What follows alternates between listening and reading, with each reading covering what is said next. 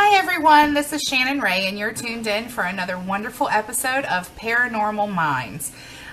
This Tuesday we are joined, and I'm going to have a special guest, Jeff Leeper, who is writing a book about the Hat Man phenomenon, and he's going to join us to tell us all about it. I hope everyone had a great week and everyone is excited to be coming up on another wonderful weekend. Just a little bit about Jeff before I bring Jeff Leeper in. Jeff Leeper is a decades-long investigator and researcher in the paranormal. He has conducted and participated in hundreds of investigations and written blogs and articles on many paranormal subjects. He is a published author and currently working on 2 books, one about the Hat Man phenomenon, which we'll talk about tonight, and the other is an autobiography with a well-known co-author. He's also assisting in the writing of 2 movie scripts, adding both paranormal information and humor because he's a funny guy. A well-known speaker and researcher, Jeff has done numerous media interviews and has been produced and been an on-air personality for different radio shows. Jeff is a member of the Atlantic Paranormal Society, which is TAPS, and a co-manager of the TAPS family, an organization of 107 paranormal investigative groups worldwide. His group, Grip Paranormal, is a Pennsylvania TAPS family representative and the IPI, International Paranormal Investigators, Pennsylvania representative. Jeff is an entertainer, comedic, and vocal for over 30 years and performs at many events. His sister Melissa is a co-founder of GRIP. He is a researcher and extremely versed in the metaphysical side of the paranormal field. GRIP, which is their group, has been in operation for 7 years and has been fortunate enough to have helped many families and to have helped advance in the field in the form of research and public awareness. And up on your screen right now, just to go ahead and promote it out, if you have any questions about Jeff Leeper or wondering about his book or anything as we go through and talk about it, his website is up on your screen. It's www.jeffreyleeper.yolasite.com.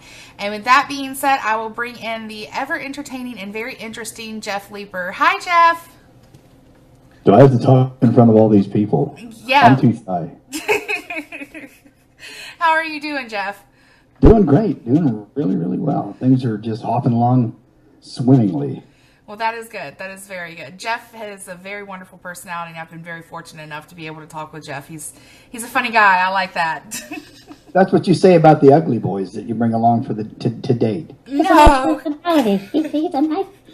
But I'll take it. Oh, absolutely not. Because you're hilarious. I love that. I love people that are funny and can make me laugh. I think it's great. So basically, I want to start off by asking you, how did you become interested in the paranormal field? I know you've been there for a while and been doing it, but people don't just wake up one day and go, hey, I want to do this. So what kind of piqued your interest? I saw Abbott Costello meet the mummy. No, actually, it's been kind of in my family for generations. My mother was the person that people went to for help, and it kind of passed on to us kids, and it kind of went on from there. I started researching pretty seriously about the time I hit teen, and I started actually going out to investigate and help folks when I was in my early 20s. And believe me, that's been more than a couple days ago. Yeah. So, did you instantly, when you started out, did you start out with a paranormal group, or you just kind of went out on your own? I went out on my own. I went out with whomever I could convince to go out with me to help these folks out and to study this stuff a little bit. It was really different back then. Before the paranormal TV shows got really popular. Well, Ghost Hunters obviously running the forefront on that. People were terrified to tell you there was something wrong. I mean, they were more afraid of you saying something than they were whatever was in their house. And yeah, you learn as you go. But back then, high tech was a tape recorder and a 110 camera and a jug of baby powder. Yeah, absolutely. Yeah, that's like old school. I think that's great when people, did paranormal investigation, were interested in the paranormal field before any of this stuff, came to light and there was all this high-tech gear. I think it's great that you've been around and been doing it like that. So I understand that you're a member of TAPS, like I said in your bio and you just mentioned. Can you explain that affiliation? I've been a member of TAPS family now for about 9 years. But I've been an actual member of TAPS for, well, in April it'll be 3 years. They graciously put me on as co-manager of TAPS Family Worldwide. And it's actually 109 groups now. We just approved a couple. And, yeah, they're all over. We have a group in Israel and South Africa, Ireland, England. It's really going well. Germany, most states of the U.S. We don't have Alaska or Hawaii, and I'm looking very hard to find those. Mm-hmm. Because we get just an amazing amount of people calling in and writing in for help. They have things going on in their house, whether it's something we can solve, with something as simple as an EMF detector or a gas meter, something like that, or whether it's something that we can't solve that easily. At least you get somebody in there to help them out and help figure out what's going on. And sometimes all they want is somebody to take them seriously. Yeah, absolutely. That's completely understandable. So with that, I want to break into instantly the Hat Man phenomenon, because I think it's absolutely interesting. For those of us and those within the viewing audience that are watching this and not aware of what the Hat Man phenomenon is, can you just give us a description of what this occurrence is? Yeah, if anyone had seen the cover of the book, it's basically something that's been seen worldwide. I have stories that people have submitted from Germany, from Ireland, from England, many stories from in the U.S. It's just amazing. Once people find out that someone else has seen this, they come out of the woodwork. It's fantastic. People are sending me artwork, and basically a common denominator with these Hat Man stories is they aren't anyone who really interferes with what's going on as a role. Mm-hmm. It's kind of, they show up and something's going to happen, kind of as a harbinger, just watching. Mm-hmm. And most of the stories talk about it being something generational. In other words, they say, I was afraid to say this all these years, but then I found out my mother had seen it, and my brothers, and my grandmother, and so it appears to be something that follows a bloodline. It's really interesting. It really is. And people don't just see it at night when they're waking up in bed and they see this over their bed. There are explanations for that sort of experience. But a lot of people talk about seeing it outside, seeing it walking through the house while they're wide awake. They're sitting there on the sofa watching TV with somebody, and somebody walks through the house. It's got kind of the flat-brimmed hat, a long trench coat or cape or jacket, that sort of thing. Not always really very clear, but always black. Sometimes there's a face, sometimes no. Sometimes you can see eyes, sometimes not. My personal experience with the Hat Man is something that I've seen really all my life. My earliest recollection of it was at age 18.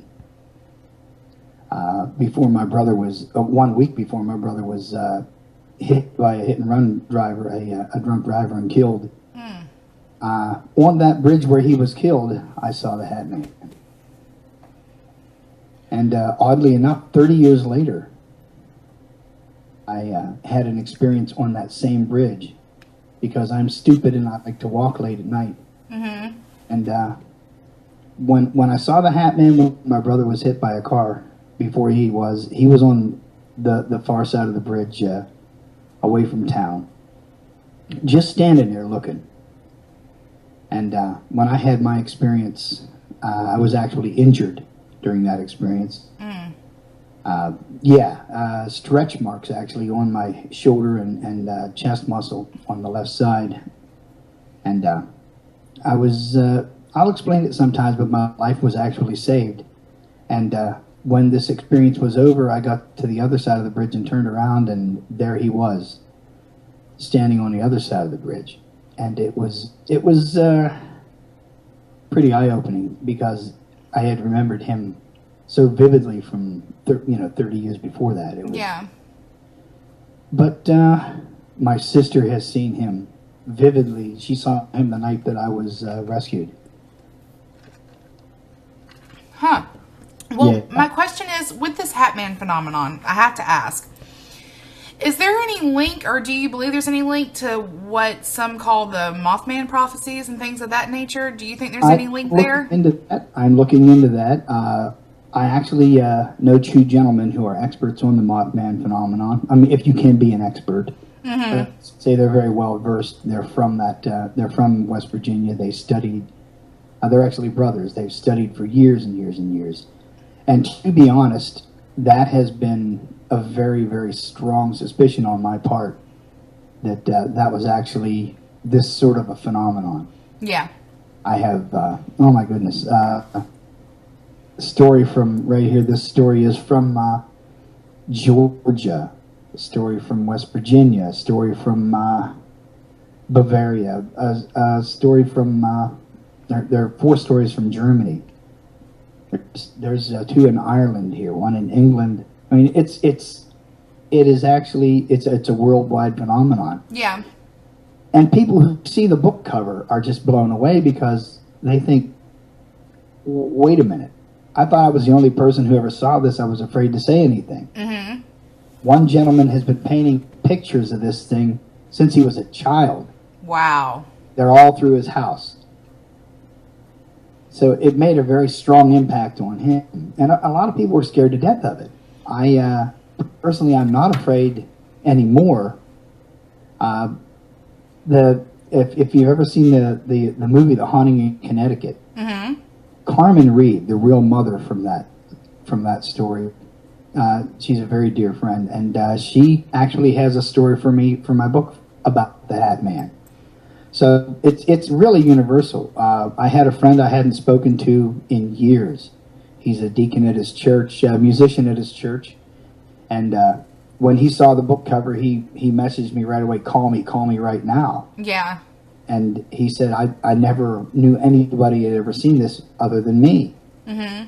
And it's kind of, when I saw the reactions that were coming, I thought, you know what, it's kind of a good idea to put this out here and let people share their stories because people don't feel quite as alone anymore. Yeah. Absolutely. When you have more people to be able to share things with, it makes you feel, it also gives you validation that you're not crazy as well, which is good. I know a few of them, and they really, really are crazy.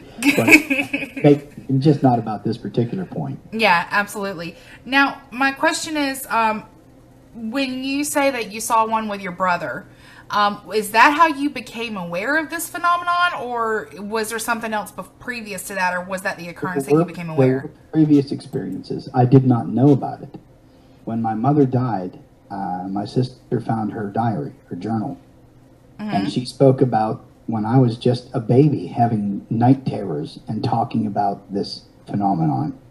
When I was just a toddler, I had no idea. I had no recollection of it, but there it was in black and white, and I found it extremely interesting. Yeah, absolutely. Now, my question to you is, you made reference to it might be in the bloodline. I know you can't say for sure, but if you were to speculate, how would it be in the bloodline? How come certain people would have the experience and other ones wouldn't, I guess? Is there a certain kind of, genetic programming? There does not appear to be any... I guess it would be if you believe in guardian angels and think that somebody would have a guardian angel. I don't think they're assigned to you according to merit or according to much else other than luck. It's really interesting. I have nothing to compare it with, and there are so many different nationalities and so many different countries and so many different ways of life, and these people are all affected the same basic way. Mm-hmm. So it's really hard to. Now you can get the experiences into a category, but you can't categorize the people who have the experiences because they're just all over the map. Yeah, just all different people from different walks of life. Exactly.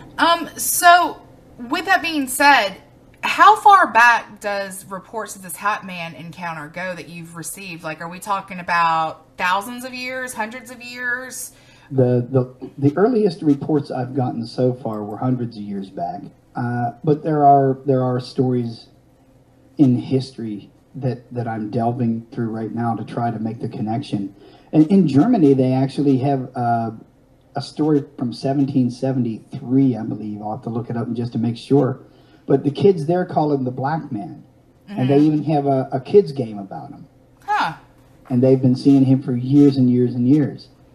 And it's the same general description: the flat-brimmed hat, all in black, wearing a cape. In many instances, he doesn't have feet or legs. It's, I imagine, pretty disconcerting. Yeah, absolutely. It'd be something to freak you out. They actually have a kids game in Germany about the Black Man. In Ireland, he's the Sandy Man. Huh. In England, the Dark Man. Huh. So what is, if you don't mind sharing with us, what's one of the first reports that you found of this that dates back, the story behind that? Oh, let me see here. I have it written down, but I got so many from Germany's. But yeah, 1773 was the earliest that I could see listed.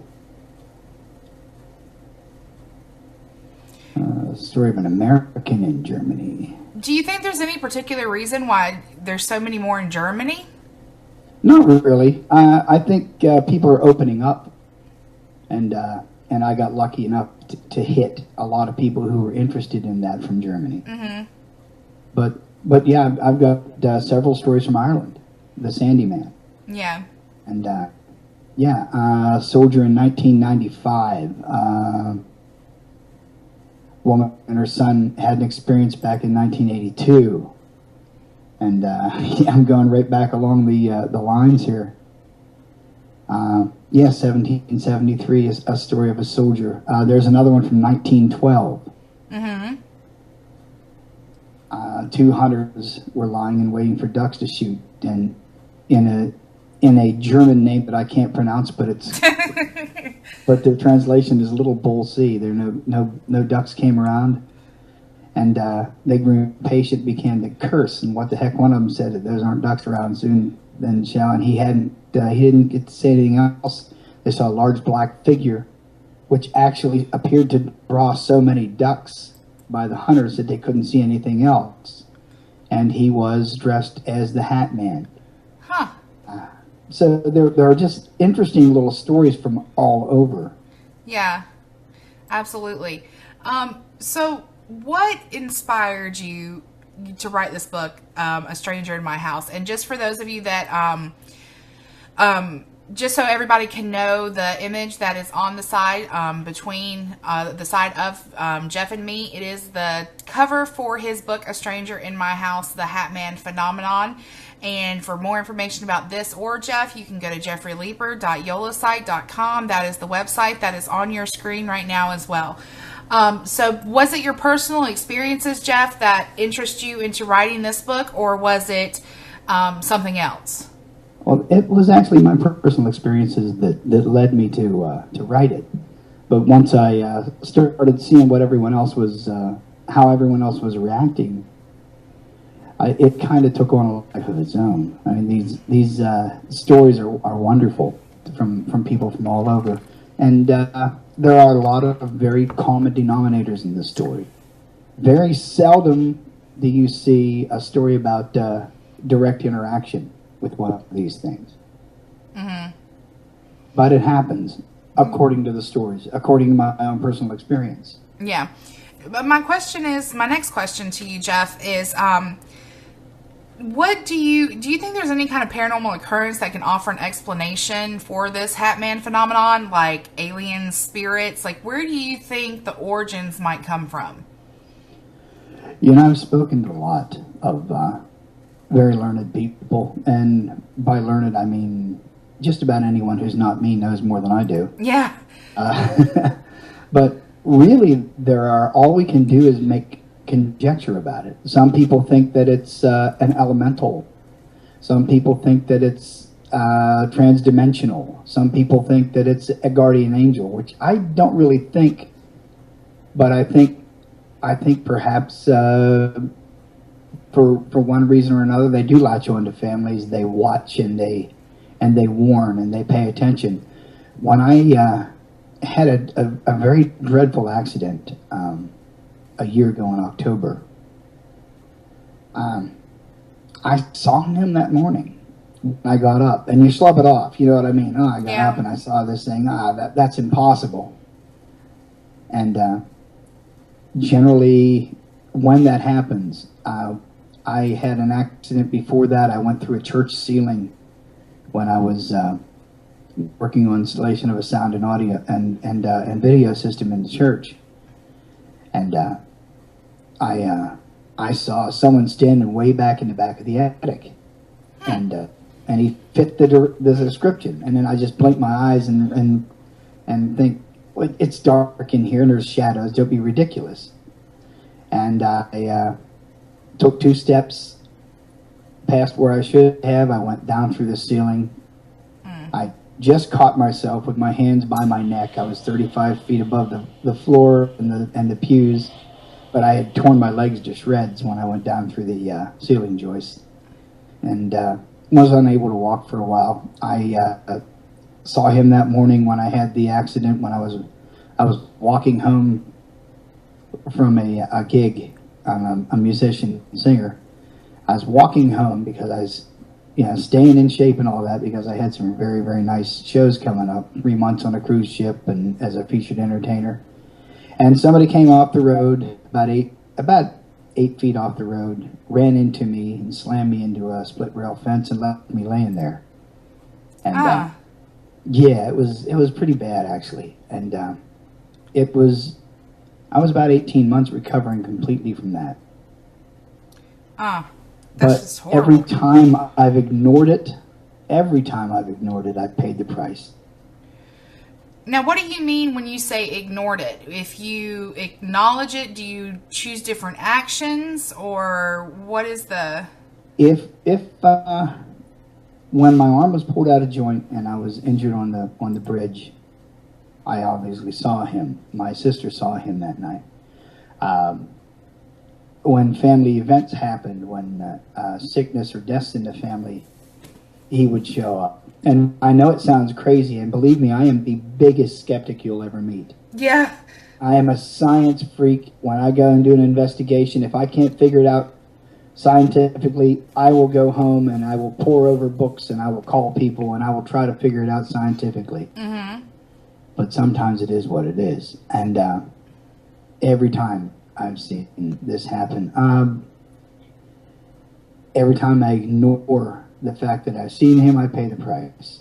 And I genuinely think that they're watching and not really supposed to interfere, but when you see one, pay attention to what's going on, because something's going to happen. Yeah, absolutely. And I think that's really fascinating. It's almost like just a watcher, so to speak, since nothing. Now, you said that people have interacted. What is a story of somebody who's interacted? Is there any consequences? Does anything happen? To tell you the truth, the interaction only seems to happen when they're really PO'd. In other words, the people or the Hat Man? The Hat Man. Okay. It's kind of like the old story where the guy is in a big flood, and he says, and he's up in a tree, and he prays to God to come and save him. And a helicopter comes by and lowers a ladder, and he says, "That's all right, God will save me." Mm-hmm. Helicopter flies off, and a guy comes by in a boat and says, "Get on," and he said, "That's all right, God will save me." And the guy, he rows off. And he's still there, and these people make a big chain, locking arms, and they go out to get him out of the tree. And he said, "That's all right, the Lord will save me." And he goes away. And then he drowns, and he said, "Lord, I thought you were going to save me." He said, "Hey, I sent you a helicopter, I sent you a boat, and I sent you a bunch of people." Yeah. But that is the kind of the reaction that it appears to be happening when you don't pay attention to whatever the warning is. That's when the interaction happens. The night my left shoulder was pulled out of joint, I was walking home. It was about 3.5 miles but it was cold and it was raining and snowing and it was really nasty out and visibility was really bad. And I get to the bridge where my brother was killed, and all of a sudden it feels like I'm walking in mud. And my legs got heavier and heavier, and my left arm and my chest started hurting real bad. And I thought I was having a heart attack. I was very, very ill at the time. I was ill for a long time, but I didn't know it. But I knew how I felt, and I thought, man, I'm having a heart attack. How can this be? And I'm actually hanging on the side of the bridge. One arm is up over the concrete side of the bridge, and I'm hanging on there. My left arm is almost down to the ground. And I'm in an excruciating amount of pain. And while I'm hanging on the side of the bridge, a big flatbed tractor trailer went by. And right after him, about maybe 50 yards at the most, another tractor trailer and another one right behind that one. It took me about 15 minutes to get across that bridge instead of the 3 minutes it generally takes. And as soon as that last truck went, my arm was free and I stood straight up and I felt just fine. And I was pretty shaken up, but you know, onward, as they say, and I started walking, and I turned around, and on the far end of the bridge there he stood. And I thought, wow, that's really, really odd. Yeah. And I was going to walk up to him, but I changed my mind about that. I've tried that before, and he's always gone. So I turned around, and I start walking home. Well, on the other side of that bridge, about 50 yards, is something we call the cut. It's where the hill is cut through. They blasted it, and the road keeps going, and there's a blind turn there. When you get around the blind turn, the side of the cut has caved in, ice and snow, and those trucks all had tire marks right through all that mess, and I had to walk right out in the middle of those tracks to get through the cut.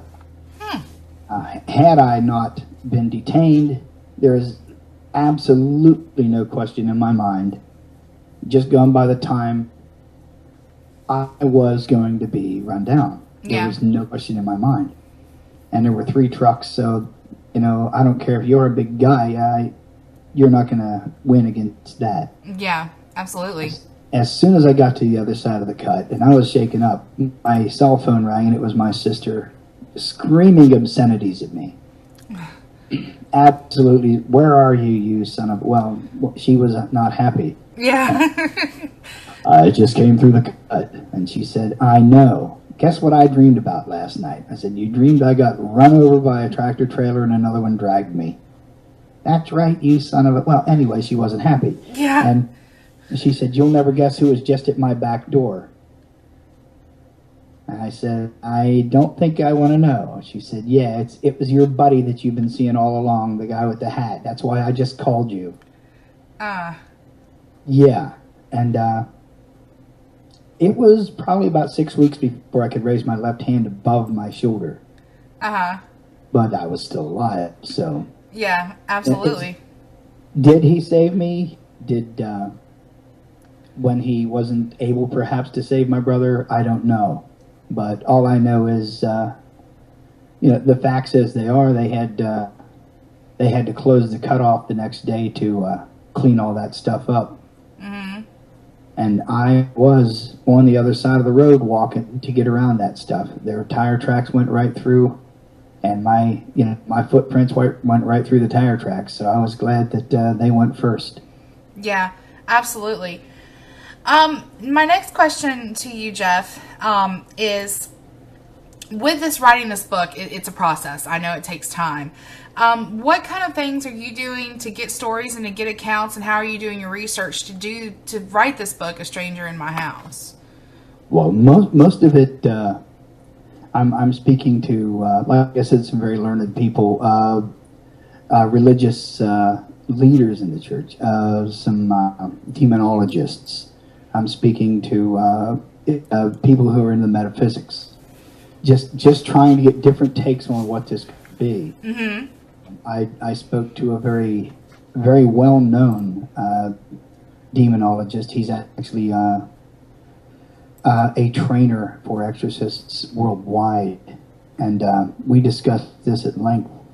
And he genuinely thinks this is not a guardian angel, although he believes 100% in guardian angels. So the different takes that I'm getting, people from the UK, especially the Irish, are very convinced that this is an elemental being. So there are just so many different takes on it, and it's so interesting.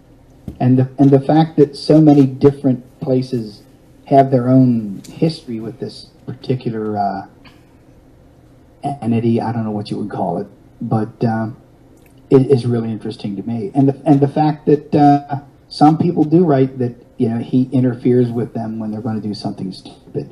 Yeah. Absolutely. Well, I'm so stupid. Why? You don't do anything stupid. I mean, everybody walks around in the dark. You didn't know that? I did not know that. I did not know that. We're going to take a quick break for those of you that are interested. If you have a story, if you've seen something of this nature, Jeff Leeper's website is up on your screen right now. It's www.jeffreyleeper.yolasite.com. He'd love to hear from you and to hear your experiences, or if you want more information about the book. With that being said, we're going to take a quick break and talk about the Lower Catskills Paracon real quick, because it's going to be awesome and it's just right around the corner. So we're going to be right back.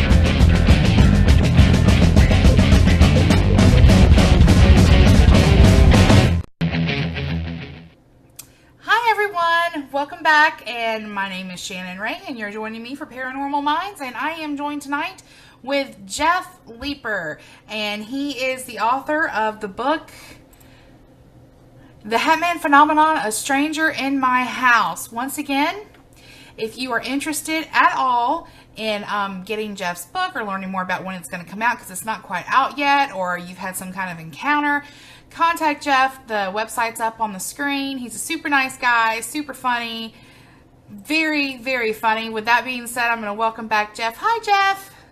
Hello. Alrighty, so we're talking about the book, and you mentioned a priest, okay? And you mentioned, what you mentioned was that he thought that it was demonic. Now, my question, or not a guardian angel is actually what you said.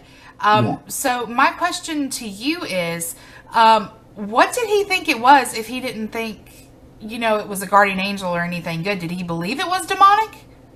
No, actually, he did not. He is he's heard of it many times also, but his take on it is pretty much what mine is. It's kind of a watcher, just kind of there.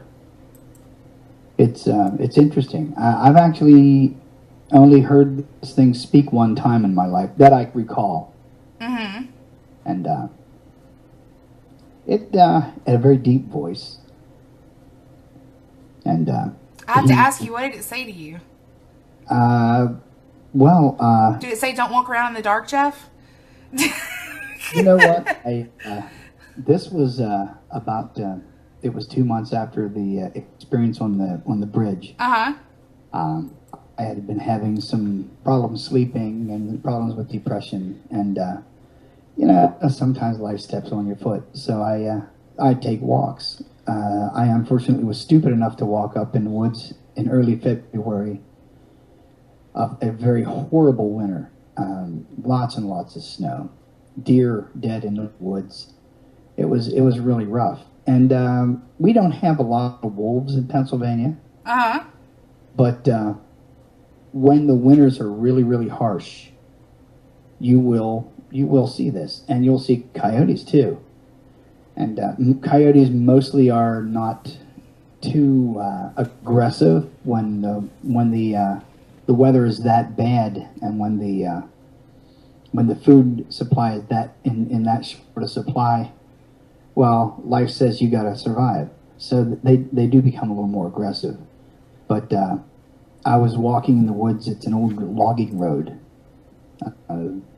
Probably about 1.25 miles from my house up into the woods. It was 11 o'clock at night. There was a full moon, and the clouds are flying over. It's about 12 degrees outside, snow and blowing around a little bit, and you know how it is. Too cold to enjoy yourself. Of course, you're from Georgia, so maybe you don't know how it is. No, I don't really know how it is.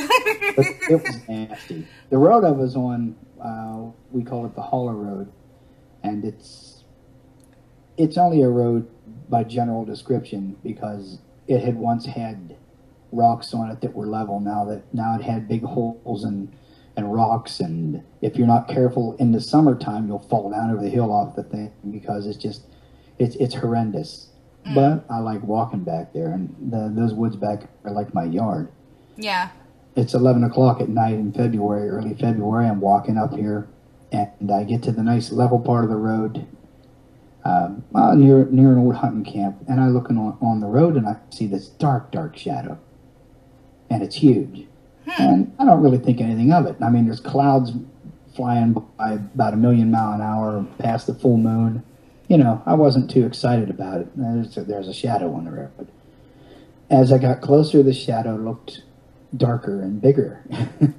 And, the trees are blowing around, and it's nothing. Then I saw there were 2 shadows.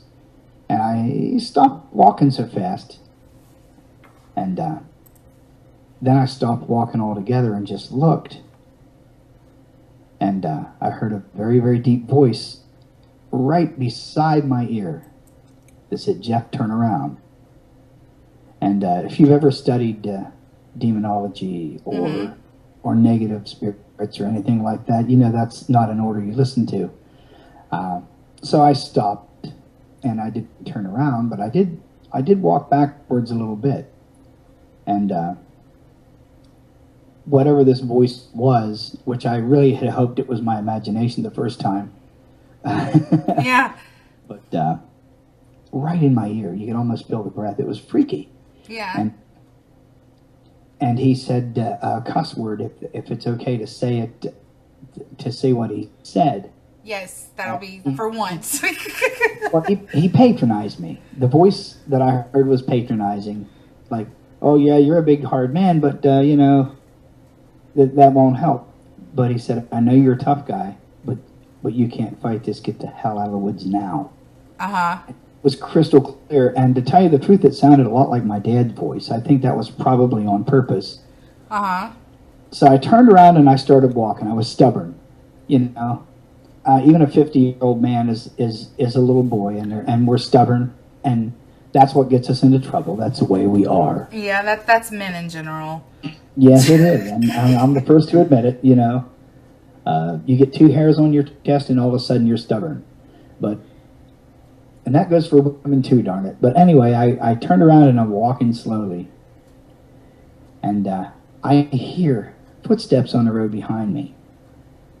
And it was a little disconcerting. And I started walking slowly. The road was horrible. And it's horrible in the summertime. It was much more horrible with ice and snow on it. And I'm walking along slowly, picking my way. And all of a sudden, for the first time in probably 30 years, I panicked. I don't panic. I mean, I can sit in the middle of Eastern State Penitentiary by myself and take a nap. And I'm one of those weird people that is afraid of things like snakes, but not afraid of what goes bump in the night. But I panicked, and I tore off down that horrible road. Never felt my feet hitting the ground. I never slipped once. I didn't get down over the side. I didn't break an ankle, and I should have broken at least one. And I didn't stop sprinting until I had gone 1.25 miles back into the middle of town. I run down the middle of town, past the barns, and onto the paved road among the houses. And I look up, and there's my sister's light on. She lives in the same town with me. She's standing on the porch, cursing at me. Where were you at, you son of a... Well, I won't go into that again. She said, guess who was just at my back door? I said, oh, no. Not again. And she always knows. She always knows when I'm doing something stupid because this always happens. And so I went up the next day, when it was daylight, thank you, with a camera. Yay! And I took pictures of huge wolf tracks. I mean, they were as big as the front half of my foot. These tracks. There were 2 of them there. There were droppings on the road.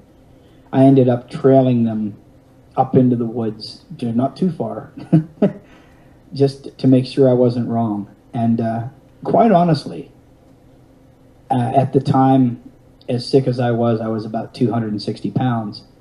And I don't care how big you are, how strong you are. When you have 2 wolves that want to eat you, they're going to eat you. Yeah. And it's not going to be a pleasant experience. And I can't say for sure that would have happened. I would be lying if I said that. Oh yeah, that they definitely would have gotten me and eaten me up. But from what I was able to derive, the footprints followed my footprints down until my panic moment. And I didn't have any footprints after that. There were no footprints for me all the way back down into town. Huh. None. I just couldn't understand it. Yeah. And I made footprints going up to look and footprints going back, but I left none from that point where I panicked and took off. All I can do is conjecture about it. I can't say it was paranormal. I can't say it was anything more than me panicking in the middle of the night. Yeah. But my own history says I don't do that. And the fact that someone else witnessed this apparition that night again gives me pause, gives me something to think about. And if that was the case, then he actually saved my life twice. Yeah. Well, that's awesome that he did. I mean, honestly, it just leaves you baffled as to, what is it? I'm the kind of person I want to know what it is. Like, where does it stem from? Me too. And it just kind of leaves you baffled. My next question for you, Jeff, is what's next for you? When is the book going to be available to buy? And will there be another book about the Black Man phenomenon? The Black Hat Man phenomenon? Well, Black Man, Hat Man, Sandy Man, Dark Man. Yeah, I'm getting all these names going through my head, so I'm trying to keep it all straight. You know what? I'm almost at a point, I'm still taking submissions. I mean, it's so close to where I want it to be right now. My stories in there, different takes from different people in the field about what it could be. I even have Bible verses from the Bible and from even from the Quran. I have a verse that appears to mention this, and and I have artwork from all over, so there's a section for that. But yeah, I'm still taking submissions.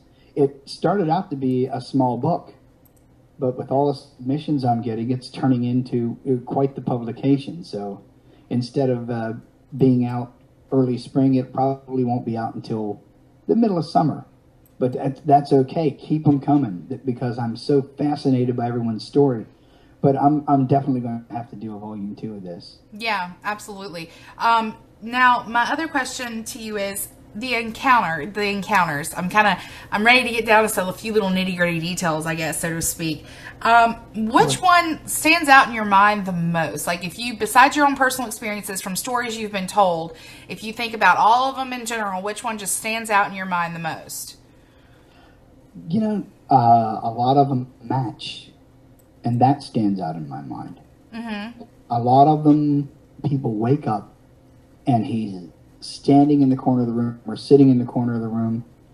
Now, my studies in parasomnias immediately make me think, okay, this is some kind of dual dreaming or you know, hypnagogic sleep episode or something to that effect. But when I see so many people with this same experience and they talk about being wide awake and actually following him out of the bedroom, and I see so many like that, and it stands out to me. What stands out to me is the similarities in experiences. Kids will talk about him following them home, or following them somewhere, you know, in the evening, and never accosting them, never getting near them, but kind of standing by and watching.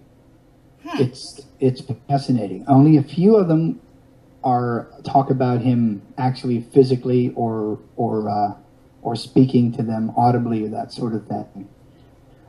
One story is very, very, very frightening and scary, but to tell you the truth, I really don't think it's this particular entity. I think perhaps bad things out there like to fool you. Yeah. It's exciting to me. It really is. Yeah. But one story just doesn't stand out. Actually, my own personal experience is much more personal and much more real to me. But so that kind of stands out. The fact that, you know, the fact that I saw him before my brother died. Yeah. And the same bridge where fortunately I did not. And oddly enough, 30 years after my brother died, he was hit by a drunk driver. I was hit by a drunk driver.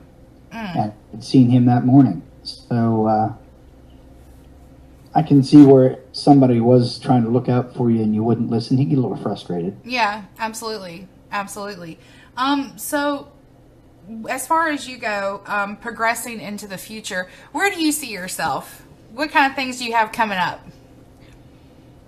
Well, other than the amazing book release, yeah. and speaking engagements and you know, at these events, which I love. My music, which also I love, and it's really taken off, and I'm doing well with that. I'm training with my dear friend Bill Bean in Deliverance. There's a lot of stuff happening, and of course my research. I love my work with TAPS, with TAPS family. I mean, I'm so fortunate to be surrounded by so many people that know so much more than me. Mm-hmm.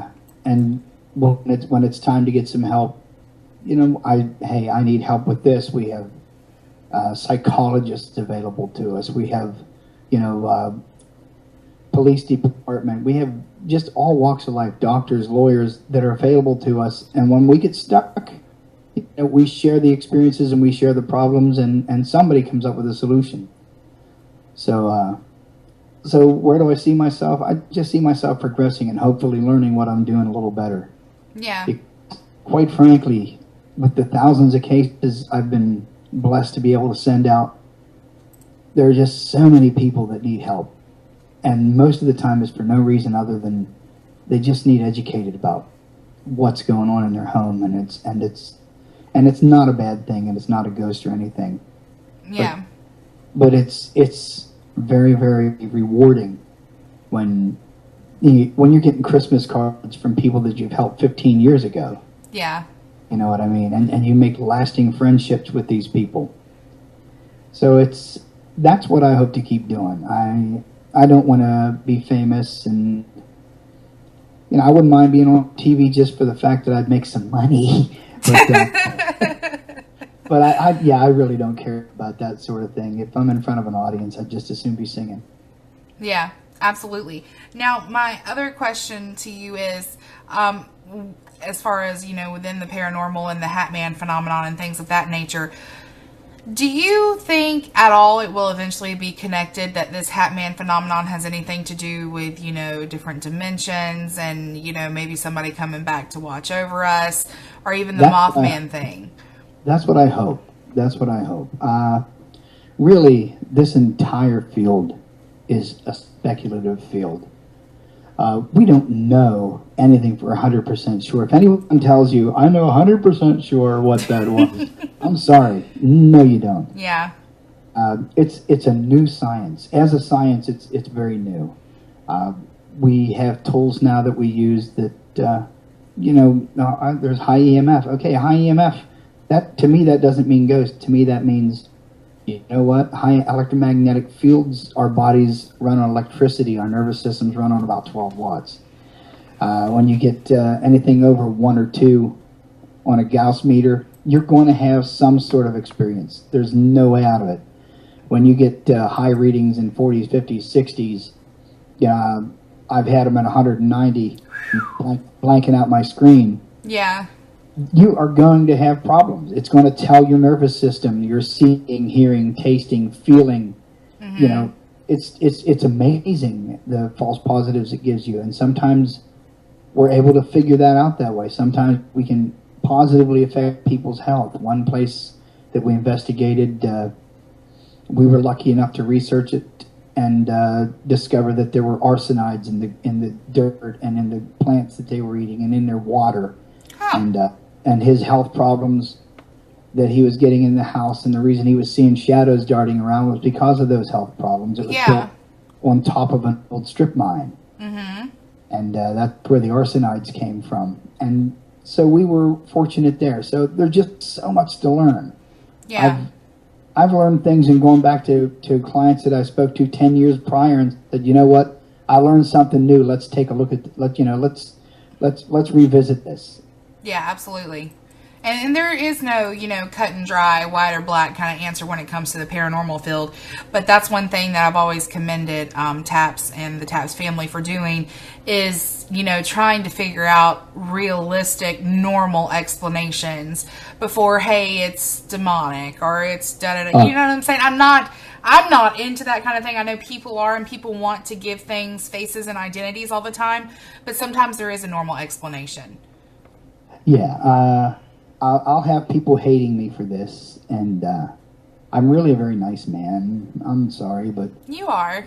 The whole orb thing, I studied photography long before I got involved in groups doing this. And one of the reasons I studied photography, and continue to because I'm a novice, is because people send me photographs and say, what is this? And when they send them into TAPS, generally I end up with them. So I learned to analyze them. I learned to look at them. I'm very fortunate to have a very learned photographer. She went to the Arts Institute of Pittsburgh, and she can help me rip and tear pictures apart. I learned about processing speed from her. Some of these old pictures where you would see ghosts in the pictures. Mm-hmm. Well, she explained to me how that worked. Some of those old photographs took up to 20 hours to process. Yeah. When you have somebody walking through there within 20 hours, you're going to get a ghost of that person in the picture. And everybody says, well, they took the picture, there was nobody else there. No, but in 20 hours somebody was. Yeah. So, little by little I'm learning things, and I'm appreciating all the people that are so much smarter than I am.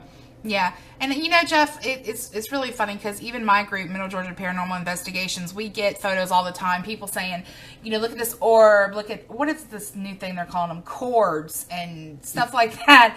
And, I've seen a lot by working with other teams and talking with other teams and talking with people within the field.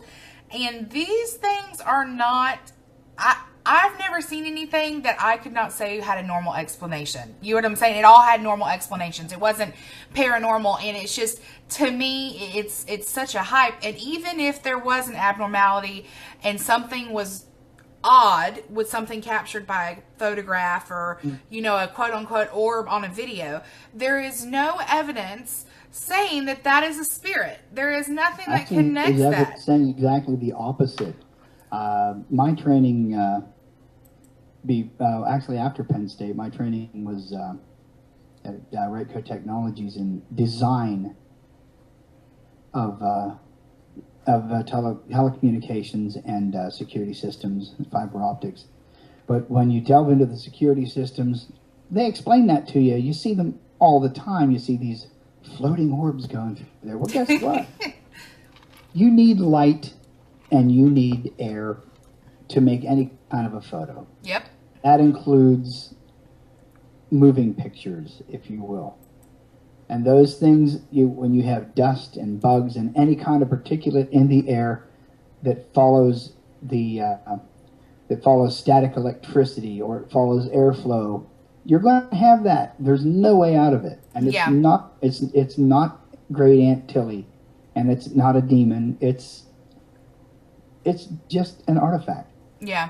Absolutely. And some people, though, Jeff, you know what, honestly, you just cannot get it through. They're very angry. They're going to stick to you. I've even went so far as to take a picture that we collected that had the same occurrence, which was natural, and showed them, because it looked like theirs, and it still didn't make a difference. Theirs was unique. And we make them on purpose. Yeah.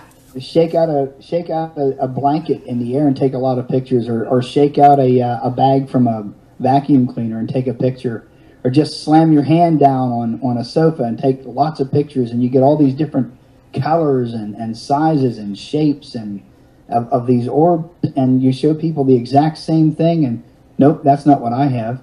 Yeah.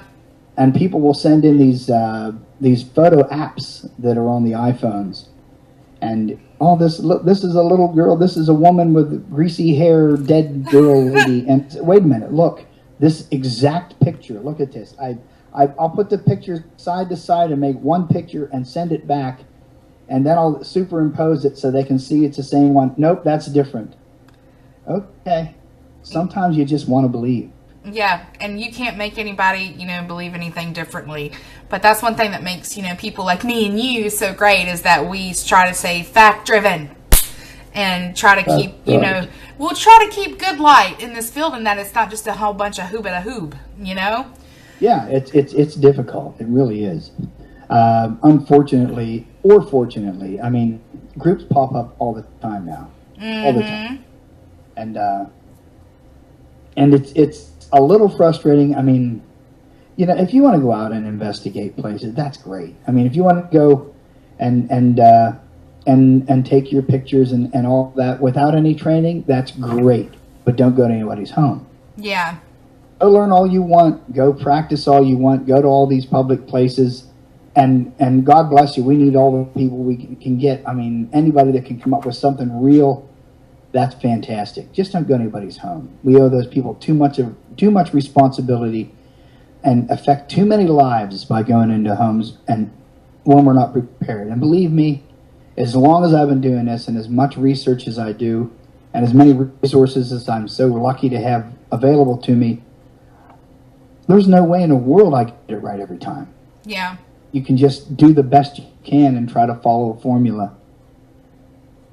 Yeah, absolutely. I agree 110%. Well, for those of you, we're fixing to wrap up here with Jeff, and I do want to have Jeff on again at some point because I want to talk to him about all this evidence, the true light of paranormal evidence. I think that'd be a good topic for me and you to get into, Jeff, because you seem pretty passionate about it, and I'm super passionate about it. I'm like, I'll shank somebody because they just don't listen. Like, it's knowledge here. We'll get haters, believe me, but that's okay too. Haters are gonna hate. There's nothing you can do. I'm talking about facts and keeping the paranormal field legit and not like I said, hooba hooba. But this has been Jeff Leeper. If you want any more information on Jeff Leeper, his website is up on your screen right now. It's A Stranger in My House is the name of the book, The Hat Man Phenomenon. His website address is www.jeffreyleeper.yolasite.com.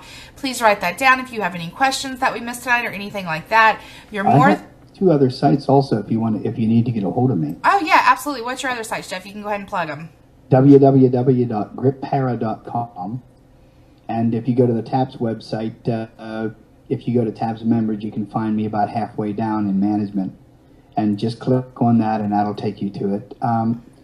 Yeah, anyone who has stories like that, if you find Producer Jeff on Facebook, or send your stories to grippara@gmail.com, I'd be just absolutely delighted to include your story in the book. I feel kind of left out. I feel like I need a story. I don't have a story about that. I feel left out. I feel like my bloodline is missing something now.